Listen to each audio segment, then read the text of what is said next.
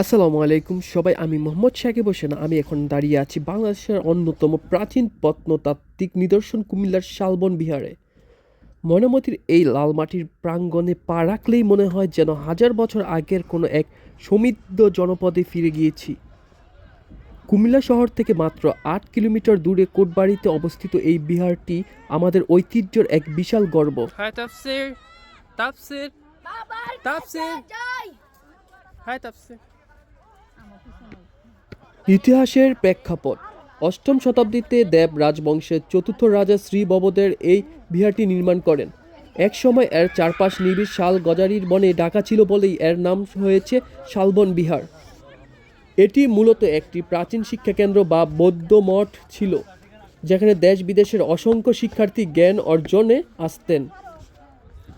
স্থাপত্য শৈলী: আমার চারপাশে আপনারা যা ধ্বংসাবশেষ দেখছেন এটি মূলত বর্গাকার।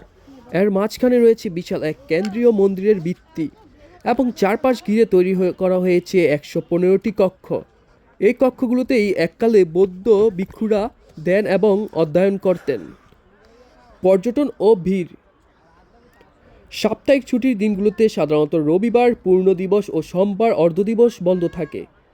ছাড়া এখানে প্রতিদিন হাজারো পর্যটক প্রাণবন্ত উপস্থিতি থাকে। বিশেষ করে বিকেলের নরম আলোয় বিহারের এই লাল ইটের সৌন্দর্য দেখার মতো। ছুটির দিন বাদে বাকি সব দিনই পর্যটকরা এখানে ইতিহাসের সান্নিধ্য পেতে ভিড় জমান।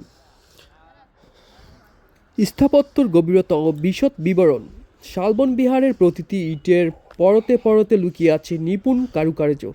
এর আয়তন প্রায় ১৬৭.৭ বর্গমিটার।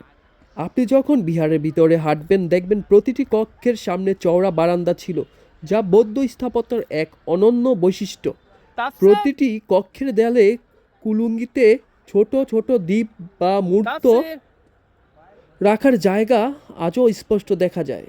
পোড়ামাটির ফলক বা টেরাকোটা: এই বিহারের কেন্দ্রীয় মন্দিরের নিচে দিকে সারি সারি পোড়ামাটির ফলক লাগানো ছিল।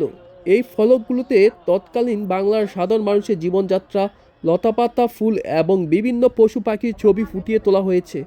যদি অনেক ফলক এখন ময়নামতির জাদুঘরে সংরক্ষিত, তবে কিছু আজও দেয়ালের গায়ে ইতিহাসের স্বাক্ষর বহন করছে।